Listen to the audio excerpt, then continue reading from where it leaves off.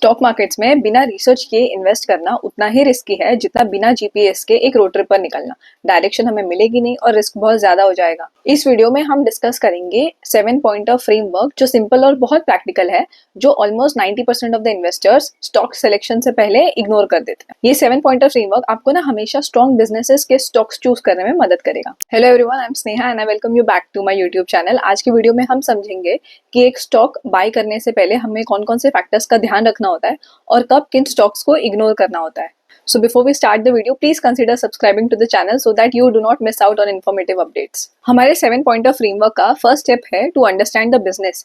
एक कंपनी का बिजनेस जितना ही सिंपल होगा उतना ही सिंपल उस बिजनेस को चलाना और प्रॉफिट जनरेट करना होगा। एक शेयर को खरीदना ना एक लॉटरी टिकट जैसा नहीं है, मैंने हमेशा ये बात कही है। हर एक शेयर के पीछे एक कंपनी होती है जो एक बिजनेस रन करती है। इसीलिए आप जो कोई भी स्टॉक्स में इन्वेस्ट करो ना, पहले समझो कि वो कंपनी करती क्या है, उसका बिजनेस क्या है। वो बिजनेस जितना सिंपल या आसान होगा आपको समझने के लिए, उतना ही आसान उस कंपनी के मैनेजमेंट के लिए होगा वो बिजनेस रन करना। क्योंकि हमेशा कोई इंटेलेक्चुअल या स्मार्ट आदमी तो वो बिजनेस रन नहीं करेगा, क्योंकि एक बिजनेस मॉडल जितना कॉम्प्लेक्स होगा ना, उसको रन करने में और प्रॉफिट जनरेट करने में उतनी ही कॉम्प्लेक्सिटी होगी। और जब बिजनेस ही कॉम्प्लेक्स होगा तो हम जैसे रिटेल इन्वेस्टर्स को वो बिजनेस समझ कैसे आए। द सेकेंड पॉइंट इज, जिस बिजनेस में हम इन्वेस्ट करना चाहते हैं उस बिजनेस के पास ना एक बहुत स्ट्रॉन्ग कॉम्पिटिटिव एडवांटेज होना चाहिए। कॉम्पिटिटिव एडवांटेज मतलब वो उस बिजनेस के पास ऐसी कोई चीज, ऐसी कोई स्ट्रैटेजी होनी चाहिए जो उसके कॉम्पिटिटर्स ना आसानी से क्रैक ना कर पाए। ये स्ट्रैटेजी ना बिजनेस के पास प्रेजेंट में होनी चाहिए। बिजनेस का मैनेजमेंट तो ऑफकोर्स दावा करेगा कि फ्यूचर में हम बहुत कुछ उखाड़ लेंगे, बट हमें आज पता होना चाहिए कि आज बिजनेस के पास ऐसी कोई प्रूवन स्ट्रैटेजी है जो उसको मार्केट में बाकी सारे कॉम्पिटिटर्स से आने वाले टाइम में हमेशा आगे रखेगी। अगर आपके बिजनेस के पास ऐसी कोई स्ट्रैटेजी नहीं है, मतलब बिजनेस काफी मामूली है, कल को कोई भी आके आपके बिजनेस को कॉपी कर सकता है, तो ऐसे बिजनेस के स्टॉक से दूर रहना ही फायदेमंद है। क्योंकि क्या भरोसा कल को कॉम्पिटिटर आके उसका मार्केट शेयर खा जाए। हमारा थर्ड पॉइंटर बहुत ही इंपॉर्टेंट है और हमें ये बात ना अपने जहन में बिठा लेनी चाहिए एज इन्वेस्टर्स कि किसी भी बुरी कंपनी के शेयर्स सस्ते भाव में खरीदने से बेटर है कि किसी अच्छे कंपनी के शेयर्स ना मैं रीजनेबल भाव में खरीदूं। अब हम ये कैसे आइडेंटिफाई करेंगे कि यार अच्छी कंपनी कौन सी है? आपको सिंपल चीजें ध्यान में रखनी है कि बिजनेस सिंपल हो, प्रॉफिट मेकिंग हो और बिजनेस का जो मैनेजमेंट है वो बहुत ही क्लीन नेचर का हो।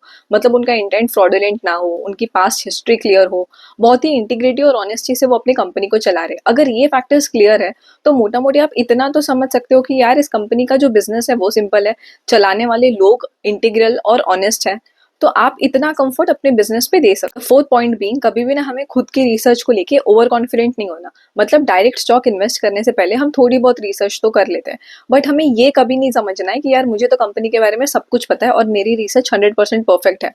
कई बार क्या होता है ना, हम खुद की रिसर्च को ओवर एस्टिमेट कर लेते हैं, खुद ओवर कॉन्फिडेंस में आ जाते हैं कि यार हमें तो सब पता ही है, जितना भी जानना था हम जान चुके।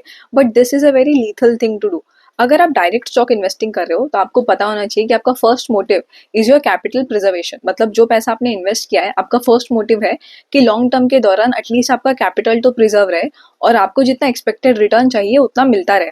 इसीलिए डायरेक्ट स्टॉक इन्वेस्टिंग से पहले इट इज वेरी इंपॉर्टेंट कि आप किसी एक्सपर्ट की एडवाइस ले।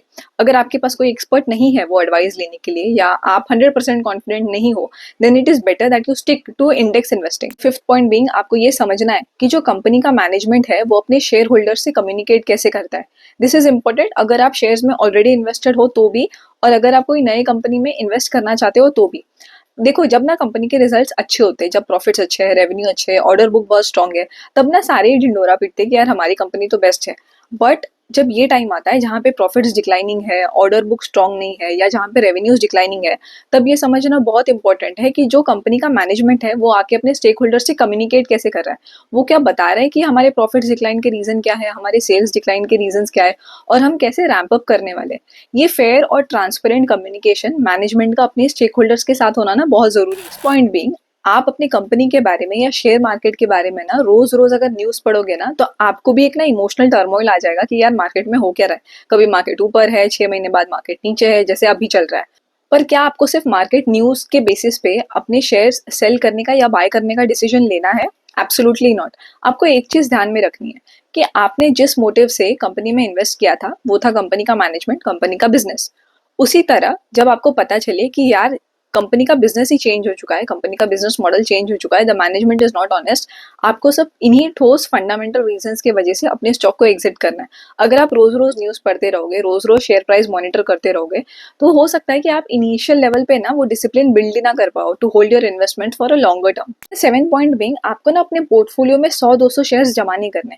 आपको अपना पोर्टफोलियो अपने रिस्क प्रोफाइल के हिसाब से और अपने इन्वेस्टमेंट ऑब्जेक्टिव के हिसाब से ना बहुत कॉम्पैक्ट और फोकस्ड रखना है। अगर आप ओवर डाइवर्सिफाई करते हो या आप बहुत सारी कंपनीज में इन्वेस्ट करते हो ना, तो बहुत सारी कंपनी के रिजल्ट्स मॉनिटर करना या बहुत सारी कंपनी के मैनेजमेंट कम्युनिकेशन मॉनिटर करना बहुत ही ना कंबरसम हो जाता है। आप ना इन डेप्थ रिसर्च किसी भी कंपनी के ऊपर नहीं कर पाओगे, क्योंकि आपके पास इतना टाइम ही नहीं होगा। जब आपके छोटे से पोर्टफोलियो में अगर 100-200 कंपनीज है, तो आपको ये भी समझ नहीं आएगा कि मैं कौन से कंपनी के शेयर्स बेचूं, कौन से कंपनी में री इन्वेस्ट करूं, कौन सी कंपनी बेहतरीन है।